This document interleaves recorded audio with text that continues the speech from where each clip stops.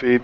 All right, hold on now. Oh, We're okay. gonna get ready to start the podcast in five, four, three, two, one. Welcome one and all to the Gamers at Large podcast. Here we are at episode 24. That's right. Oh, we're getting up there in numbers, people. Okay, we're gonna sit up here and get things popping. I'm gonna start over here from my left to my right, giving the intros. Up first, we got Micah. Micah, give your intro. Say hello to the people. Hey, what's up? I'm glad to be part of the Gamers at Large podcast for the first time. First time I can actually be on it instead of just watching it. So I'm glad for that. Thanks for letting me come on, and hope we have a good show. Alrighty then. Up next, we got semi-regular over here in the Gamers at Large podcast. We got Games Rosa. What's up, gamer man? Hey guys, Gamer 906 Games Rosa, call me whatever. Hope you enjoy the podcast that we're gonna have tonight. Will be great. And up next, we got Mr. Iwata, aka Gilligan Stash. Do your thing, man. Oh, hello everybody. It's me again. What I'm doing right now, just lazing around this boring Sunday. I'm just waiting for that Smash Brothers Direct. Oh, I hate you on that one, bro. I think that's pretty much all of us. All right, Yep. up next, we got Andre, aka Letters. Do your thing, bro. One of these. Well, I'm glad to be here again in another podcast. So thank you for having me, and I want to say welcome to Micah because I haven't had a chance to talk to him, but we'll be able to get formally acquainted throughout the podcast. Okay. Up next, we got Jay Fleming, aka the guy that's a hollow.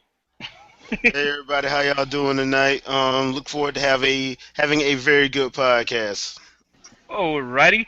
And up next, we got Kaiser. Kaiser, do your thing, man. Hello guys, glad to be back at the podcast, and I hope you enjoy the subject I'm going to bring to the table, and as I always say, happy gaming. Alright. And up next, we got Mr. T. Go ahead, Mr. T, do your thing. Hey there, fools. Mr. T of the Mr. T Show. And I must say, it's a 90s sitcom up in here today. We got a full house. Okay. And up next, ouch, that was painful. up next, we got ourselves Gaminate78 of GN Tech TV. Do your thing. What's up, everybody? It's been a long time. I've got my panda on, and I just want to say thank you for letting me join tonight, and I hope it's the first of many. Alrighty. And now we got our boy, the Good Shepherd. Go ahead, Shep, do your thing. Greetings, good people. It is I, the Good Shepherd. I already made my video. I'm editing it. It should be posted soon. Hope you all enjoy the podcast tonight. That's it. Alrighty. And of course, there's me, myself, and I, Quan Manchu, QMC, whatever you want to call me. Just don't call me late for dinner. Okay. Anyway, we're going to sit up here and get started. Who has the first topic for tonight? Would that be you, Kaiser? Alright, if you want me to do it, I'll do it. Actually, I got a topic as well, but I guess I'll let Kaiser go. Kaiser goes. Alright, my subject tonight is about a certain subject that it's interesting because normally after a game fails, sometimes a lot of people don't go back to it and they just leave it like that, but there is a chance sometimes where a game after the developers finally get their act together and finally start to see what they did wrong and start to again rebuild it, all the gameplay from, well, not zero, but at least from the perspective that the gamers have telling them with the feedback. And that is what I have been playing all these weeks. It's the expansion of Diablo 3, Reaper of Souls. Oh, These are, so you're saying that game pretty much pulled a Red Steel too? yeah, is what I'm saying because not only the new class, the Crusader, and the new adventure mode has been good. The writing of the new act has been really impressive with all of what Maltael is trying to do, the Angel of Death. Because if you know what something about the writing of Diablo 3 past act was a little wrong. I mean, we got the hell Hell, Elite Strategies Asmodan was telling you what he was doing. I mean, what strategies reveals his strategy when he's trying to siege you. So yeah, we got now Maltael, who doesn't tell you anything. He just tells you, "I'm going to kill all your race. Try to stop me," but he doesn't tell you where he is. You get to discover where he is and go to try to stop him. So Blizzard really made a good job on this act, and I hope the next expansion is really as good. Shoot, let me tell you something. Sometimes the gaming companies, they can redeem themselves when they put out a product that's initially not as up to par or reaching the expectations of people. But one thing I would like to see is I would like to see that same okey doke pulled with Dragon Age, because that Dragon Age 2 was something else. It was horrible. I mean, they got a long ways to go before they can sit up here and Yeah. red to that game. Yeah, but it was really something. Dragon Age 2. You know that the writer of Dragon Age was also she got a lot of tweets of death tweets and all of that. You know, Wow. the usual treatment. When you disappoint gamers, shit can get really high. Yeah, but those are not gamers. To me, those are people that are the crackpot obsessives. There's no reason to threaten somebody's life over a game. I mean, Yeah. the writing sucks. I mean, sheesh, just move on and buy another game is all I'm saying. If that one doesn't fit, suit your fancy. Yeah. Yeah, fanboys. It's really bad when things escalate. Yeah, fanboyism can sit up here and just basically kill the vibe off of anything. And that's the problem, But getting back to like a lot of games that redeemed themselves in later iterations, even on the PC side of things, I don't know if you guys ever played Risen.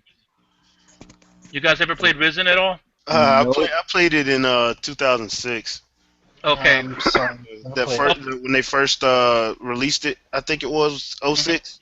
I'm not sure when they released it. I could look it up on Good Old Games because they got it there now. But the sequel actually improved a lot upon it, even though it was pretty linear. They improved in a lot of aspects of it. It makes me wonder what they're going to come up with for Part 3. But even Nintendo, they do that. They'll sit up here and put out a game. It might not reach people's expectations, brawl, brawl. But How dare you! But, in time. Continue. So good, In kinda. time. Come on, Juan. It has the most OP character of all times, Meta Knight. Oh man, but I'm just telling you something right now. Like I said, people are looking forward to them really, stepping up their A game. You know what I'm saying? As far as brawl being improved upon, yeah, I can see a lot of room for improvement. Okay, here I go. I got to dodge the flames now. Yeah, you ain't gotta dodge any flames, just the pitchforks. Hashtag brawl haters. Torches, pitchforks, and maybe even shovels. Someone will. You might want to watch out for those, Brawl those is not hammers a too. bad game at all. I never said it was I a actually bad happen game. to like it. I just say I happen to like it more than Melee, in my opinion. Well, How dare you! But yeah, Quan, I also have some high expectations for Dragon Age Inquisition. I just hope that EA doesn't pull the DLC bullshit, but even with that, I hope it's a good game. That's the only bull you're not hoping for them to pull. dude, this is EA we're talking about. EA's gonna bring that. EA's gonna bring that. EA's gonna sit up here and give us. I They're gonna bring back an old favorite. They're gonna bring back, borrowed from another company, Bethesda. They're gonna bring back Horse DLC. You watch. No, I remember when me and my friend were discussing the Need for Speed movie, and we were just, because obviously EA, they publish the Need for Speed games, me and my friend were just taking the mick out of it, relating it to all the problems that EA has with games that they're going to have with this movie. We're saying that you're going to see half of the movie, Right in the middle and the of a rest of it's going to podcast. come in microtransaction increments. That would have been With a funny. little credit card slot on your chair. Yeah. Yeah. Did you see the They'll mess April up the Fool's- ending just like Mass Effect. Did you see the April Fool's joke of Blizzard? The Blizzard Outcast, they have a special controller with a printer, with a credit card attached to it, so you can do all the microtransactions while on the game. That actually sounds like something they'd invest money in. Basically. I think I figured out what happened with Nintendo and what happened with EA. I think I figured it out, though. That NFC technology was not put in their hands. Can you imagine you convincing a little kid, swipey? Oh no, dude! Somebody I can imagine they would convince. I can imagine they would convince kids to steal their parents' credit cards just to get an extra portion of the game. All right, kids, let's play the credit card swipe game. In order to get to the next level, you must grab your parents' credit card out their wallet and swipe it across the Wii U gamepad. They'll have like an online leaderboard to see who swiped the most and spent the most money. Oh man, I'm just telling you something right now. That must be crazy, though. Can you imagine? See, that's why I will not get an NFC-enabled card anywhere near anything nowadays. Well, over here in London, they actually have this thing where you, with any NFC cards, where you actually have a limit. You can't spend no more than £20 at once. So I think they're very aware of the fact that people will just go crazy. Dude, I'm gonna tell you something right now. I've heard of people in Candy Crush Saga actually spending to win in that game. Some crazy mess like that, if I'm not mistaken. Exactly what I will watch Candy Crush. Anybody else besides me here, Quan, breaking up? No, I am fine. He said, sounds fine to me. I'm Breaking similar up to on me. Yeah, I can hear. everyone. I get small intermittents. It's a little breaking up, but not much. Alrighty. Well, I don't know why I'm breaking up though, but hey. Oh, it's smooth now. Oh, okay. Okay. I don't know what I just think we're happened. getting lagged. Just Google, Quan. Google don't like you. Oh yeah, Google doesn't like me. I think it has to do with each individual internet connections, because he sounded fine to me the whole time. Yeah. Okay. What sucks, because I have Quantum Verizon. I should be getting 75 megabytes per second or some crap. Definitely, since I'm on a Oh, for this No guy, I can't hear at all. All right, let's not turn this into the audio capabilities podcast. All right, now everybody can put their EP back. Audio test at large. Sound test at large. Sound test at large podcast. All right, get back to to games like hinging on KSR's subject. What game do you see that in the very beginning didn't come out as expected, but as the series progressed to you, it actually improved over time? Which games would you say have actually followed that trend? Can I chime on that one first? Go for it. All right. I would have to say, even though I'm not a big fan of it anymore, I would have to say, man, I just lost it. Wait, you mean with Assassin's game Creed, series? Assassin's Creed, my bad. Assassin's Creed. Oh. I think it started off with a then it got better, and to me right now it's a again. Well, that one has its ups and downs and whatever, but I could see where you said that it improved as far as the fetch quests and the gameplay. They've been less fetch quests and more deepening the story and whatnot in certain iterations of it. But yeah. I'm just talking the ones that pulled out a full-on Red Steel 2. You know what I'm saying? Really, really took the series up a notch. Well, you just said mine, so never mind. I'm out on that too. That's rare. That's a rarity. But there goes one right there. Too bad they're no longer around. Rare did that with Banjo Tooie. Oh Lord, the pain, the pain. Oh really, Banjo Tooie? I like Banjo Tooie. I thought Kazooie was better because Banjo Tooie didn't live up to the promises from Banjo Kazooie. For me. The thing is, I wasn't too hard on it because most of the promises that were made on it hinged on stop and swap, and they couldn't do it because, well, they faced whatever difficulties they had with that, Oh yeah, right. I mean, I'm not, getting on Rare about it. It's not their fault that Nintendo decided to update the system to where it couldn't do that anymore. But it just that was one of the things I was most looking forward to, Yeah, stop and swap. Yeah. So. Can I add into something? Go for it. in terms of game series that didn't start out as well, but has improved on, um, there's quite a few friends, but I think out of the whole thing about Mario Kart, I gotta say, the Mario Kart series. Like, I gotta say that when I just played Super Mario Kart recently, right? And I'm gonna to be honest, that game has not aged well at all. So, Hmm. and I don't know, like the controls doesn't really how I put this. The controls seem slippery for me, at least in my opinion. That I think the Well, I controls are very mean, slippery. it is an old Super Nintendo game. Yeah, That might be the problem. I was gonna say it's not really fair. That's why I try to stay away from like the series that's been around like 30 years, because it's not really fair to compare like the controls, obviously the visuals, because Super Mario Brothers doesn't really hold up to recent, not even recent, but like it doesn't even.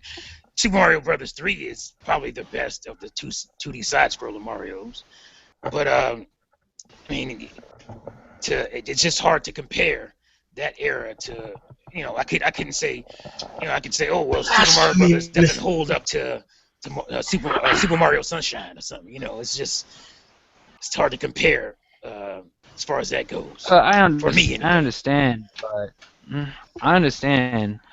But when once you get into like Mario Kart 64, you notice the huge improvement that the game had. Yeah, I know, understand. Yeah, yeah, it's 3D. They went from 2D to 3D, but But other than like the visuals and the controls, which couldn't be helped, what improvements do you see? like I think the controls in terms of between the gap from Super Mario Kart to Mario Kart 64, um, I think the controls have improved drastically, but well. I just said other than the control, other than the controls, because you're going from a 2D digital pad to a 3D analog stick, so Yeah, the it's going to be response better. is going to be a little. Okay, okay. Yeah. Response is going to be I better. think in Super Mario Kart, I think the items were kind of underpowered. That's when I beginning to set. You could say, that's more balanced than what we have now, but I really think that it's pretty underpowered per se because you know, especially the limited use of items that you had in Super Mario Kart. None of them didn't really do much per se. You know, unless you know what you truly are doing. But even it has a steep learning curve, at least for me. But for Mario Kart, they amped up the items. They made them more what's the word? I know that they make them a bit more powerful. But I think Well, I think again that has to do with the limitations of the hardware from Super Nintendo to N64. Obviously, you're going to get more of this and more of that and stuff that you couldn't do on the Super Nintendo.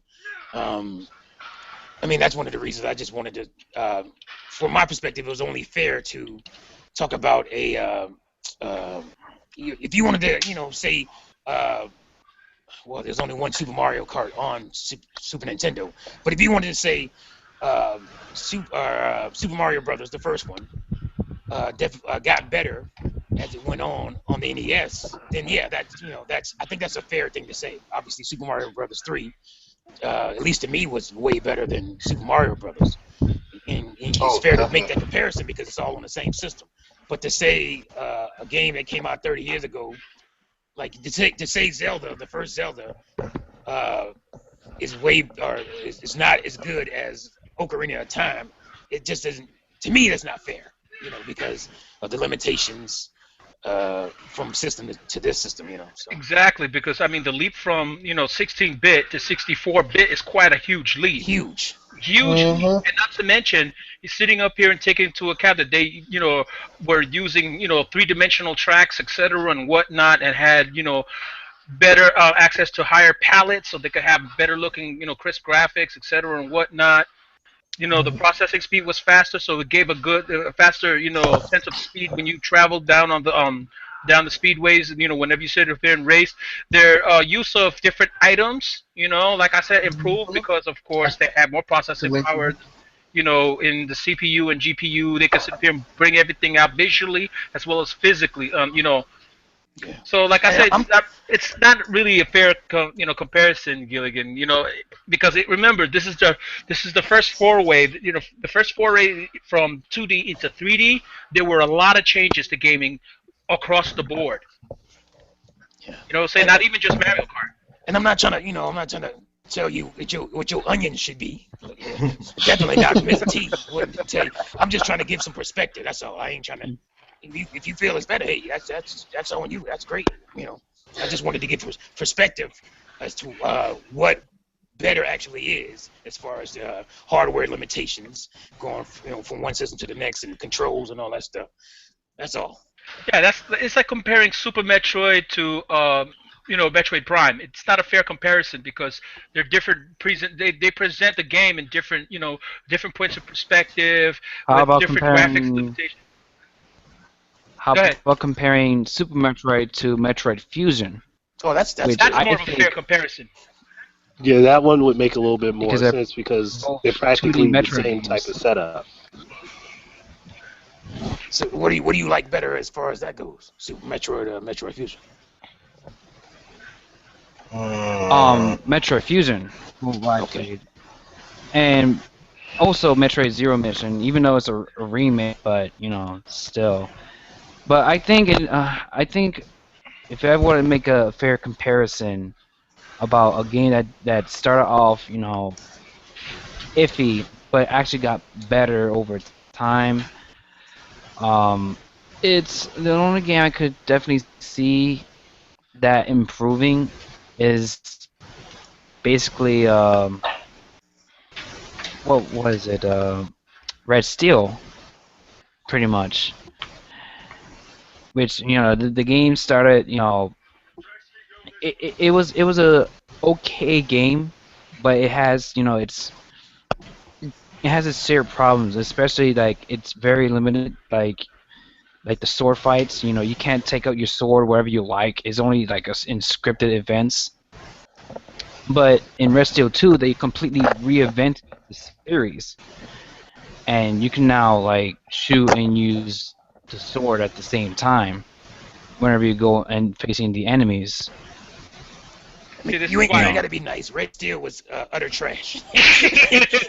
Wow. It was a bad game, pretty much. Ubisoft's tech demo for the Wii. That's what it was. And it was their first attempt, so I don't hate them for it, but they did much better with the second game. Right. So that's why I use that one as a good example as far as improving, because if you notice, it's a fair comparison. It's the same generation, same generation, console-wise or platform-wise, whatever, what have you, and done by the same exact company. So there's no excuse for why they wouldn't improve. But you see a lot of companies that don't even bother anymore. I mean, EA loves to churn out their same old nonsense year after year, and so does Ubisoft to a degree. I would like to see, these guys, bring gaming forward. These constant, lacks of, taking leaps, etc. and whatnot, trying different things, experimenting like what they did with the ability to use your sword anywhere in Red Steel, for example. You know what I'm saying? Improving that. This is the kind of things that they, devs should be concentrating on instead of just sitting up here making a quick cash grab game. I agree on that. So, like what Blizzard did with the Reaper of Souls expansion, they actually heard the community and finally shut down the auction house and improved all that made the game bad for all the players, and now it's a good game. Okay, well, moving right along. Nate, you have a topic, right? Yes, I do. So I have this panda behind me for a particular reason. It wasn't just because he looked badass. He does. Look badass. I love pandas. They're my favorite animals of all time now. Just a sec. Let me find this one thing, and then I will be able to bring my topic fully. Where the hell is it at? I know it's here. Down there it is. Anyway, how many of y'all have ever played World of Warcraft? 5 years. Me? I have not ever. I have. Sadly, I have not, which I should, because everything I see about it is awesome. No. I I don't know. I've never really been a big MMO fan, to be honest. I'm more like really into the whole. I'm more into like JRPGs and MMOs or Western RPGs. I gave up my Shit, addiction that- 3 years ago. You gave what? I gave up my addiction 3 years ago. Been 3 years clean. Yeah, I'm JRPG. in 3 years clean. I have I don't played. I know. myself have just recently returned to the land of Azeroth. Okay, so if you'll notice, I don't know if y'all notice, I got the Wii U emblem over here for a reason, because I was sitting there playing, doing some randoms last night, and I was like, if they could bring World of Warcraft to the Wii U, give it full keyboard mouse support with gamepad, meaning they could even, Nintendo could even come out with their own mouse and keyboard, do a wireless mouse and keyboard. That way you wouldn't have to have wires string across your console. You know what I mean? And then be able to have the gamepad integration. Picture this: you're in, let's say you're in a random or a raid. All right, let's say you're the healer. You got your mouse, you got your keyboard, and on the gamepad you have raid info going. You've got the total health of the raid. You see that, like, it'll pop up those that are the most, or those that are most critical, and then you can be able to click on their name right there on the screen and start popping your heals on them. Or if you're in a random and you're playing, you're playing as a tank. You see the information you see a map, topical, full-fledged, full view, entire map. You see where you're at, and stuff like that. And whenever you get into a fight, into a boss fight, you see your amount of aggro. You see your teammates, your group members' health, all that stuff on there, and stuff like that. Now, as a DPS, caster / whatever, there's so many ways that I think World of Warcraft would be awesome on the Wii U, and that gamepad, I mean, it could literally be like, you're sitting inside Stormwind, you're at the auctioneer, you're checking the auctioneer, and instead of looking out on the screen, you got full touch capability to be able to just flip through the auction house to see what you want to buy. Bam, done. And then on top of that, if they make it where it's a mandatory hard drive install, not to the Wii U's internal drive, but do it as a external hard drive install, they could even give us the ability to use, the different add-ons that we use on the PC side. What do y'all think of that? What do you think World of Warcraft would do if it came to the Wii U? Well, firstly, I got one thing to say. This sounds like something that's good for the segment I just started on my channel. but it does seem like it would be actually a really good proposition for World of Warcraft to come to the Wii. It would probably be an amazing experience. I also think so that MMORPGs have a lot of future in the Wii U if developers that actually. GPA, I'm telling you. But what you gotta understand, Rashidi, is that developers don't know what to do with the gamepad. Oh God! They're liars. They are liars. Yeah, it's I'll say like I said on Jamie's Ask podcast. Kojima about that Not a hack for Metal Gear Solid 5. Hey, I'll say like I said on Jamie's podcast the other day, any developer that says that needs to realize that a uneducated, non-high school graduate, non-college graduate truck driver knows more to do with the gamepad than they do. And that's saying something. That's the truth. Then that's what I can say right there. Because I mean, that's ridiculous that they don't sit up here and find a way to use menus, maps, altered perspectives, additional player, too many things that they could use the gamepad for and its second screen, and they act like it's such a huge deal. I mean, if they could just. Oh, sorry. Go on. Was you gonna say something? Yeah, just know what's even worse is like they don't even play games to get ideas. It's just like they just throw whatever they have thought the first time out. And Nintendo brought out a whole tech demo that was packed in Nintendo Land. They gave you some ideas of what to do with the gamepad. Yeah, give you a little bit of everything in that game other than the NPC function. There you go. Who said they only played this, or they quit playing 3 years ago? Oh, that was me. That was me. Yeah. If Blizzard was to bring World of Warcraft to Wii U and did the things I said, would your addiction be back on? I'd probably have to keep it down to the weekends, but probably, yeah. Can I say something on this? I think it's silly when developers say. I mean, I've looked at.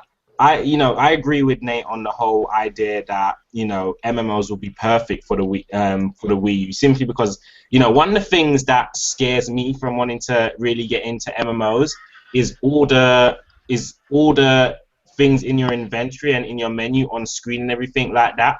And I think that if that was something that was simply moved to a second screen, then that would make MMOs a lot more approachable for a lot of people. And also as well, I mean, all you have to do is look at Wind Waker HD to see how an MMO inventory screen, I mean, I know Wind Waker HD is not an MMO, but you just have to look at Wind Waker HD to see how that kind of inventory works, because after playing Wind Waker HD on the Wii U, I don't see how I can play it on anything else, to be honest. I mean, having to press start, pause the game, and go into my inventory, it would just seem tedious.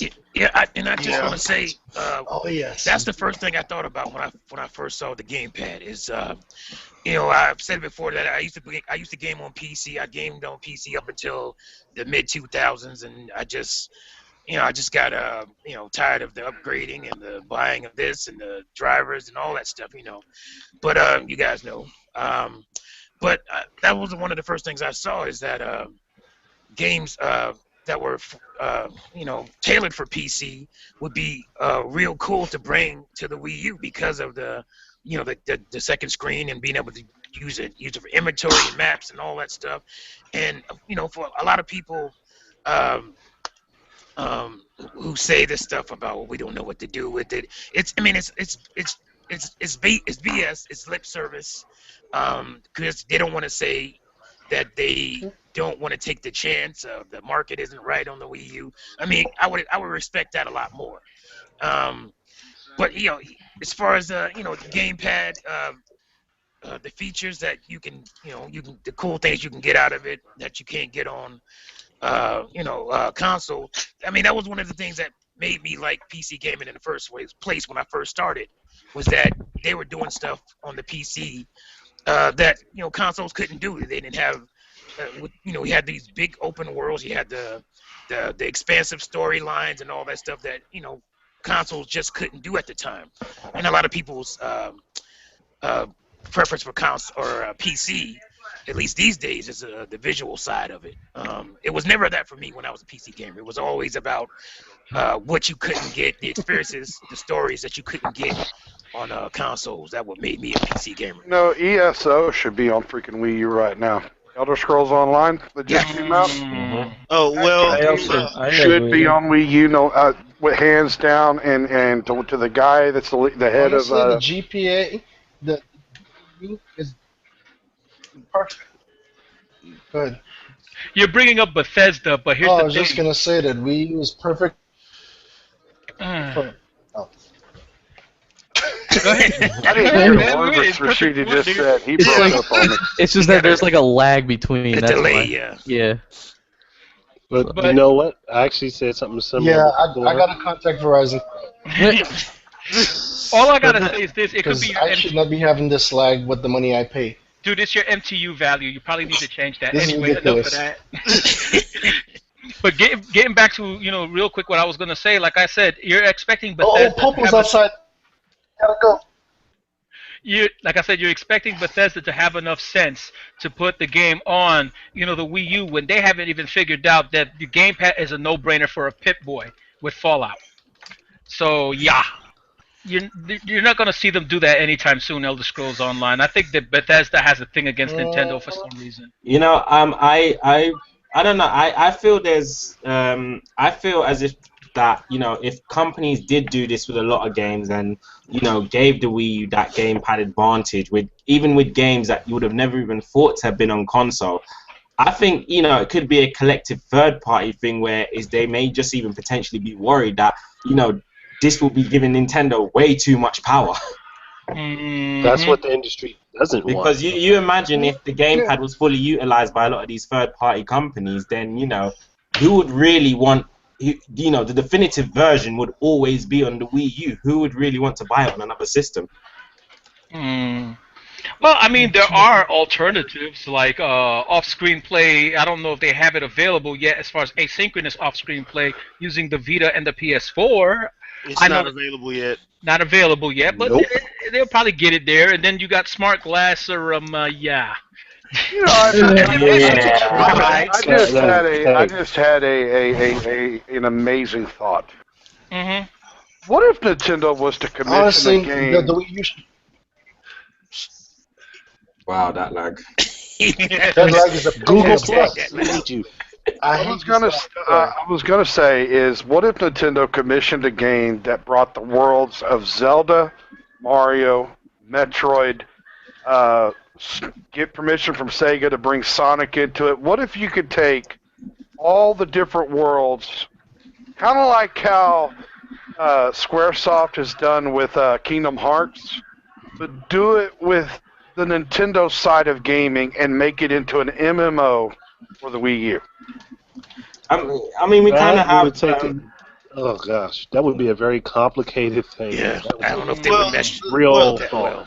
well. Wasn't there like a few years ago they were gonna do that with Star Fox and Metroid as a they was gonna make a crossover game between them. Yeah, just a they were rumor, talking I about think it was. There's a rumor, but They could even just stick to Zelda. A Zelda MMO would be freaking. They'd make billions on Yeah, that. that would be bananas. Yeah, that'd be brilliant. I agree. it would be because it has everything right. Dungeons, you know, freaking treasure. Towns. Yeah, story. And I want to, and everybody want to be Link, and running into Link. Yeah, I'll probably. Actually, I think I'd rather be the sheep girl or whatever. You know, the one that protects. The ninja. Sure. Yeah, the ninja girl or whatever. No, I would probably want to Mel Nate. I'd be a Goron with a mohawk. I would be a Zora only because I like them boomerang pins. Hey Nate, in all honesty, Nate, you do have a good point because they do got like a gajillion tribes in Hyrule, so you can be like anything you want. But you know, like everybody be trying to be. You want to talk? You know what? You know, not to touch on a bad article, but you know that article where they say they're finding it hard to find new ways to make to make profit. A Zelda MMO, there would be people selling their house to be able to play that. I'd pay monthly fee for that. And knowing Nintendo, they wouldn't make it. They wouldn't make it expensive. Like Nintendo would not make it expensive. It would be affordable. It wouldn't be that $15 a month bowl, you know. $5 a month. They would probably only. Even if it was $15 a month, I'd play it. I would. That's because I'm a Zelda nerd. Oh, hell yeah. I would. I'd pay $15 a month for that. I think most of it are. Zelda's always a winner. But I think if they can let you play with all the tribes, like I think they will do with Hyrule Warriors, that will be really awesome. Oh man! I mean, for real, they can use so many of their IPs as MMOs. Dude, could you imagine Ganon as a 25-man raid boss? Oh, I would want to play as Ganon. I would want to play as Ganon. Very frustrating. You know what though? That makes everybody feel weak because Link there was only one person. You get it? See, no. You know, I would want to play as Ganon just to see what happens if you touch the Master Sword. You know, They never said what happened if somebody actually touched it. I would want to play as Ganon just to see if you disintegrate when you touch the Master Sword. Can I say something? This is where the problem would lie right here. Can I say something? Because, go ahead. Go ahead, Gilligan. Okay. I was about to say that I think it will be better if there was like an actual Fire Emblem MMO. If you think about it, an actual Fire Emblem MMO. That would be interesting. That could It's work. just not as popular. Yeah, it's Zelda. niche. I well, could say they could do think they Zelda need. first as a lead-in and then go into Fire Emblem. Yeah, that would be. Nah, But I think what they should do is them out there. keep Link and Zelda and Ganon and all those people NPCs. Yeah, that's what I was going to And say. then, You yeah, can't and make then them just- playable. You can play as different people from the clans or whatever. You can make up your own. Say character. like you could be a soldier among Right. the army or something Original like that. Because if you Right. made Clans, main characters in an MMO, people would always pick them, and then you'd see 1,000 of Yeah, them 1,000 all over the of them. place, and that would get annoying. Got a point. Now, I if you want to wasn't have a meaning character that you similar, actually play fine. as Zelda. I wasn't meaning you play as Zelda or play as, any of the main characters. No, we those, weren't implying that. those characters we would weren't, be but interweaved into you the know how people would storyline. Yeah, I can see that. Yeah. I mean, like you're in the final freaking raid boss, and right before you finally defeat him, Link comes charging in on his freaking horse, pulls the Master Sword out, You run light behind. starts spraying everywhere, and you just, it's like, yeah. That was the end of Wrath of the Lich King when Man. Tyrion and Thorgrim destroyed Frostmourne. I would pick the happy mask guy just so I can put on that face whenever someone doesn't pay me back the money for my mask. Oh, creepy. Creepy. Oh, that creepy face. But Happy Master Helmet is You probably just, the main you just hear character. me on voice. You just hear me on voice chat saying, "Yo, man, where's my money at?" Man, I'll be the move, man. See, he would be the Legend of Zelda pimp, basically, But chasing either, everybody around for his money. But either a Zelda MMO or a Metroid MMO, I would like to see also that you go into your spaceship and you go try to get some bounties, or if you play as a space pirate, you can go and attack some colonies or something. I think so many people would troll if they chose to be space pirates. There would be so Yeah, many trolls in I that don't game. really see a Metroid MMO working out that well. I think a lot of people would be angry and frustrated at the trollers. But will be But I could see. I want to bring something up though. There was a non-legitimate Zelda Online years back called Grawl Online, and prior to that, it was actually called Zelda Online before they had a cease and desist on Nintendo.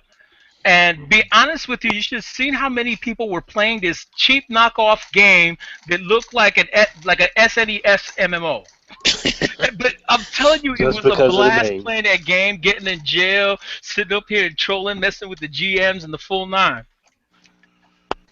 Like I said, Believe it or not, they got a 16-bit MMO right now on Steam. wow.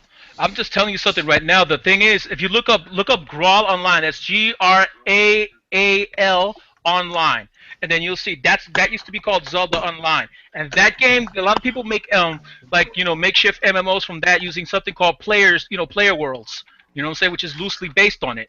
You check it out, and then you'll see what I'm talking about. That was way back. We're talking about 97, 98, something like that. They could have been done something. Wanted to, they could have been done something. They be sugarfooting, man. You know how Nintendo do. Oh damn! Yeah, I'm looking at it now. But also keeping Oh. the dogs, there are That's still people playing It looks, Tibia, it for looks like example. It looks like South Park in the Zelda universe. Link to the There past. you go. There you go. And believe it or not, it played like that too. It was Well, fun. they I'm did their serious. job right. So I'm assuming Cartman was Ganondorf. Dude, no, I would constantly get jailed in that MMO because I was constantly harassing people. I'll sit up here and mess them up whenever they were sitting Oh, we already know how you roll. trolling. It makes you wonder how PvP would work in a freaking Zelda MMO. Oh, dude, it was crazy. Mario Kart's Because gonna be the thing is- trolling fest. I'm Sorry. gonna tell you something. Playing that game, sitting up here and playing that game, and PvPing, PKing was rampant in that game. As a matter of fact, I'll even give you a memory real quick from that game one time. There was one time, right? There was a group. They called themselves the Jesus Freaks. No, I kid you not. True story. That was the group name, the Jesus Freaks. Every Sunday in the cathedral, they would hold mass. They would actually have everybody sit down, and this guy would preach. And no lie, like clockwork, within 15 minutes, in come the PKers wiping out everybody. I took a screenshot a long time ago. Don't know what happened to it, talking about calling it the Sunday Massacre. I mean, it was the craziest thing. I used to go in there just watching it, just like clockwork, just waiting for it to happen, just waiting for the PKers to come in. That was the only reason I went. I mean, every single time they would come in and just ruin the poor kids. The little poor kids' fun. I mean, you could always expect a Sunday massacre. That's how messed up they were in that game. I'm telling you, it would have been funny. It would have been a trip playing a Zelda online game. But the thing is, I got a feeling they're worried about how the game would end up degenerating over time, depending on if they have PKing allowed and all that, grieving and the full nine. I think that's what they're worried about. They're gonna have to nerf the game a lot just for keep people's sanity. Man, that'd be half my fun sport right there, man. I'd be throwing around, chucking bombs in the middle of the daggone marketplace. Man, pissing off cuckoos. You know what? You and I would join up and we'd be running through terrorizing people. I'm telling you something right now. Drawing aggro to the town. Quan and Andre are evil. Tell us some evil bastards. No, dude, I sat up there and made no bones about it that back in the day I used to be very trollish. There was a troll once my friends and me did on when Cataclysm came, when you could go to this island, I don't remember his name, Tolbarat, and you could put a mount on the enemy campsite, mammoth mount on the portal so players could not escape. So we set up a player to block the portal, and anyone who came through that could be killed. Till Blizzard fixed up the guards on the camp because they didn't attack you. It was a massacre too. Another thing that we used to do in another game called the Forthcoming, and later on it was named the Fourth Prophecy. Sat up there and lured giant tarantulas all the way to the newbie town, knowing that they were at least about 20-30 levels above the noobs. Oh, that's wrong. Just lure a big mass of them, or if not, sitting up here and just instigating mess with the GM, so they would start massacres in the town. Oh man. The Warlock had an ability on Warcraft like that, where you summoned an Infernal, and then you let it go, and you got out of combat with it, it will start massacring newbies. Dude, even Star Trek Online, they would have glitches where you would actually teleport to your to the other opposing faction space station, and then there you could kill the NPCs. Oh, that's just not right. So I mean, we would sit up here and do stuff like that all the time, find the glitches and just act stupid just for the fun of it. But the thing is, all in all, besides playing the game the way it's not intended to be played, it would be fun to actually play these kind of games on the Wii U. I can agree. Definitely. Oh, more like we could conspire, right, Andre? Like people be wondering, like, why did Andre and Quan disappear all of a sudden on us? Then they have a big monster barreling down their back, and we gone. Oh man, no, but if anybody has another topic, we can move it right along. Anybody? I got one. Yeah, go for it, Mr. T. I got one. All right, after you, I got Gilligan up next. All right, go ahead, Mr. T. Well, me and Andre were talking about this before the cast, and we seem to talk about this a lot. We don't really notice it is that the fact that we would love to see a lot of these old franchises revitalized and brought back, and it seems like companies like Sega and Capcom are just unwilling to do so. So what I was saying is that you have all these indie companies that come out, and they always talk about, well, this game inspired my game, and this game inspired my game, and obviously the games that they're making aren't requiring that much money. You see the Kickstarters, they start at like 30,000 and 40,000, and sometimes they go higher depending on the game. But I'm looking at a game like, say, A Hat in Time, and that game's made by one person. And I don't know if you've seen footage of that, but that game, to me, looks like it's made by an entire team. I mean, it's just an amazing-looking game for what it is. And they, talk about how Banjo-Kazooie was a huge inspiration, and obviously the art style, Wind Waker and whatnot. Why aren't these third-party who have these awesome, this great backlog of IPs who are unwilling to, either based on they don't believe they can make a good game on these old IPs. Why aren't they tapping these indie developers and licensing their games to them and letting them bring the game out? And obviously it won't be that expensive to do so, and they can make, they can revitalize these old franchises on the cheap, and give the fans what they want. Why hasn't this happened yet? I have no idea That because, is like I a said, mind-boggling question. I agree. Sorry, go ahead. the idea seems to write itself as far as the business wise. It doesn't really make any sense to me why they don't tap these these smaller third party developers / indies, as they like to call them.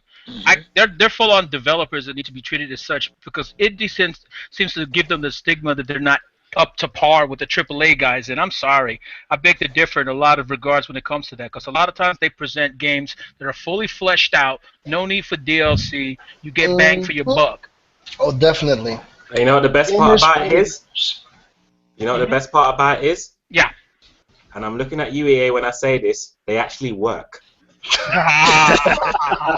There's passion. They actually want to make a great game. Yeah, these dudes are passionate. It's not an assembly line video game to them, It's just crazy, because you think about it. You got these people who work on Assassin's Creed, who's been doing the same game for the past how many years. You've got teams of 1,000 people or more, or maybe a bit less, working on that game. And then you look at a lot of these indie games, some of them with even amazing production values and everything. And I hear they got 5 people working on them, and it's astounding, because even that term AAA, I just think it's ridiculous anyway, because I realize that AAA has nothing to do with the quality of the game, but more to do with the budget. And quality doesn't necessarily mean just throwing money at a screen. Exactly. It reflects in the game. Those AAA games, to me, a lot of them seem soulless. They just seem they're heartless. It's going through the motions. It's all for the money. Going through the motions, right? You want to know something? You want to know what really impressed me with indies? You know that one game, No Man's Sky, that's made by indies? I'm surprised. They said that was only worked by 4 people, and then look at that game. That is incredible. It's because they have passion, drive, and they don't want the game to be down. Exactly. You know what? One of the best games I've played this generation so far, and it is actually an indie game, Trying to Director's Cut. That game is absolutely it looks amazing and it plays amazing. Definitely. That's a freaking awesome game. That I would buy that if that was on retail. I still haven't played that game yet. I'm thinking Another good indie game, for example, Dust and Elysian Tale, is also a good example of indie quality. Oh, hand drawn all the way. Oh yeah, that's just looks beautiful. Just gorgeous. They're smart. That it's efficiency. They know what they're working with. That's what I like it, because when they're limited, they have to be creative. They gotta find to get the best bang for their buck, and that's why indie games are so awesome. That right there, he just hit the nail on the head. A lot of people are given all these options, and they act confused, like they don't know what to do with them. You know what I'm saying? I mean, but you sit up here and just shorten the budget, get them more focused, and then you watch the creativity grow. People think that throwing money at a problem will solve everything. As far as I'm scrolling Nintendo Everything website right now, and it's just I'm seeing this indie game coming to the Wii U, this indie game coming to 3DS, and they're all saying, "Oh man, we can't wait to do all these cool things with the gamepad and all the." And they obviously don't have a AAA budget, and they're saying these things. So, like you said, the creativity, and I say that because coming from a film background as I do, I would often say a lot of low-budget films are really good because of the limitations and you have to be creative to get cool things that to make something cheap look expensive. You got to be creative. And that's that's what's missing from all these AAA budgets. You can just throw money at the problem. Then there's no creativity thrown at the problem. And the worst thing is they throw all this money at the game and they never make it back anyway. Right. Yeah. The bad thing. Can I add something to the topic? Go for it. Give me one. This gives me a whole reason why I don't like Microsoft as much as I used to anymore. Because and I'm basically Sony had won me over just as much as the fact that both Sony and Nintendo are supporting the indie developers extremely well, while Microsoft right now they're just want to shove them off, you know. And that was just a big issue with Microsoft. They're trying to get it back, but you know it's gonna take them a long while before I could be able to buy. Before it'll take them a while before they'll win me over again, I was to say. So Yeah, right now I got a Wii U, a PS3. I'm going to get a PS4. So I'm definitely going to enjoy all these great indie games on both platforms. Mm-hmm. So You know, I I say to all these third party, go ahead. Nate. you're not worthy. Oh, But I tell you, No. Right there. How dare you mock the third party? Shame on you, sir. well, I lose faith in third party day by day. Shame on you. They give us great games like Call of Duty and Call of Duty and Call of Duty. Battlefield and Assassin's Creed. And you know the best thing about the greatest But thing about just- Battlefield? The greatest thing about Battlefield is that when it came out, it didn't even work. See right there, that is true innovation. Interesting That part is- is That is also what made it. when- That is what deserved it a 9.5 on IGN. Think about it. The more you want to people play the still game, the more bought you it. want the game. And people still bought it in droves You know. and defend it. Will defend it to this day. One and they word. still play it. Gentlemen, makes you Especially, wonder One gentleman, especially if with a people certain. like broken games. But you know, I tell you what, I think would be a great idea, and you know, because this is because it's one of my favorite franchises, and it really upsets me to know that Activision has had this franchise for so long, absolutely done nothing with it. And I hope Nintendo's listening when I say this. Retro Studios, take that same art design you got for Donkey Kong Country games. Get the rights for Crash Bandicoot of Activision and make a Crash Bandicoot game with that same art style, especially how you have Naughty Dog employees working for you now. Nintendo needs to go gangster like Yamauchi and friggin' Because I think if Retro They need to get well. In and- that case, they need to get Banjo and Yep, back. need to put them back two. because up. even when Of course, Gemini. Crash Bandicoot's one of my favorite old time games, and during the PlayStation era, and even reading up on it, I found out that Crash Bandicoot was literally a 3D version of Donkey Kong. That's what Jason Rubin, back when he wasn't the guy he is now, that's when he actually said that he wanted to replicate Donkey Kong in the 3D. And I think that if Retro Studios had a hold of that franchise, took the Donkey Kong Tropical Freeze art style and implemented that for a new 3D Crash Bandicoot game, I think they could do wonders with it. I mean, heck, they do that. They could actually, after doing the initial Crash game and doing a couple of them, they could probably do some crossovers with Crash and Donkey Kong. That will be amazing. Okay. But yeah. Well, we Dropped got, out another idea. guys, looking at the time, we got time for one more topic. And let me see, Gilligan, did you throw part of your topic in when you gave that reply, or do you still have your topic available? I still have my my topic available. All right, go it's- for it. So, the topic is, so how about that Mario Kart 8? Oh, okay. You talking about the latest news that they have with the power-ups, the new tracks, the elements I they put out? wanna hear your guys' impressions and thoughts, and what do you think of for Mario Kart 8? Well, There's no way that's being made for the Wii U. The Wii U is not powerful enough. My only complaint about the game right now is no, that I gotta agree with him. That's being made on PS4 secretly. I'm sorry. I want to sign a deal with Shuhei Yoshida to get that game on the PS4 because the Wii U wasn't strong enough. No, that's coming out on the Nintendo Fusion. That's what. Oh yeah. we forgot about the Two gigs of RAM is not enough. You need 8. No, you need 64. What is wrong with you? But I'm gonna tell you something. That's Like I that's said- purely on the PC. That Go ahead. Dude, like I said, man, that mess has been done on Mantle on PC. There you go. It's coming out on the on the brand new on the brand new background, GTX Titan. Like, how much is that card again? But yeah, my only complaint about Mario Kart 8 is that it doesn't have a track editor that I would have liked for Nintendo to actually do that on the game, but A track so editor? far the game is really good. Well, they give I a think- reason. No. of why. I think Let me Nintendo needs to make a troll track outside of Rainbow Road. They need a can I track say- that just pisses everybody off. because I really I think say like, something as first? far as the track editor is concerned, I really think like once you start playing, you're not gonna care. Oh, yeah, Once you start definitely. playing, you really I not That's gonna so care. great. That's what I was going to say. You know, like yeah, it would be nice to have a track editor.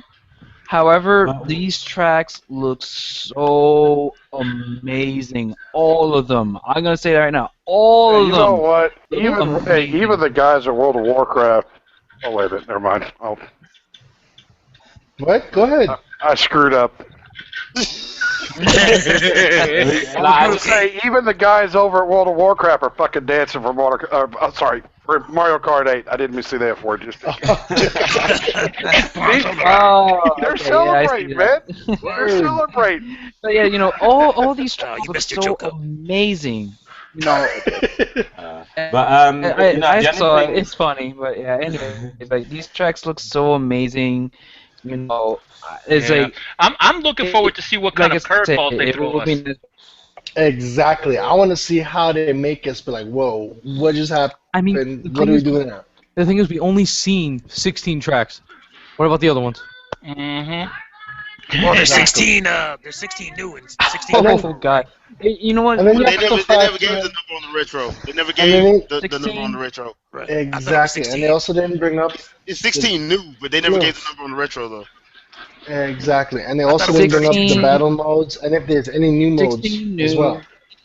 Well, Well, the it's got to only- be 16 as well new and because- 16 retro. Yeah, it's got to Yeah, be they usually 16. go. They usually go half and half. Yep. Yeah, because they give the same amount of cups for the retro as they do for the new tracks. So it's got to Yep. be 16 to 16.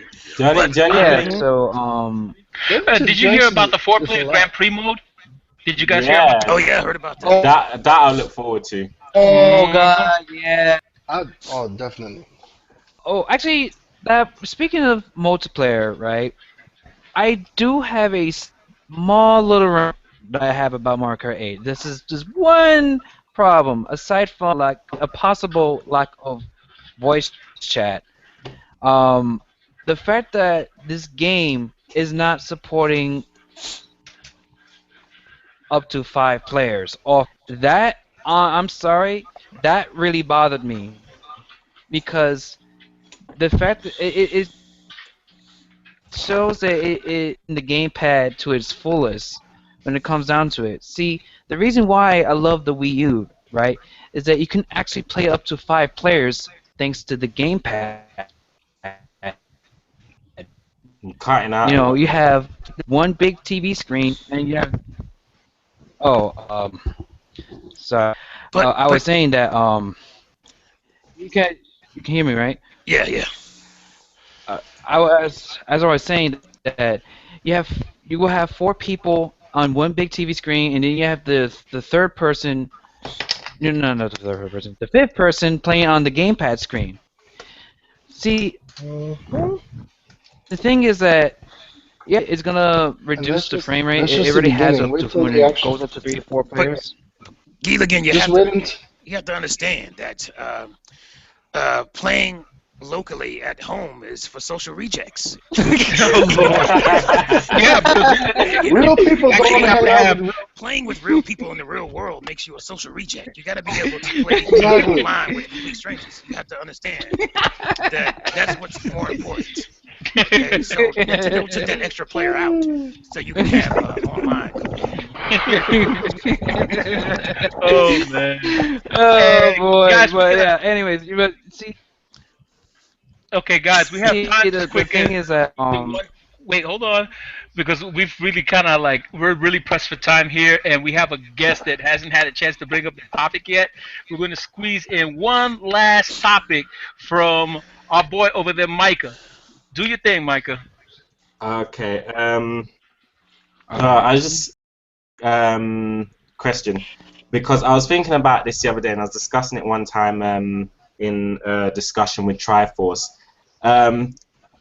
Thinking about everything that Sony went through with the PlayStation 3, would you say that the PS3 is Sony's version of the Saturn?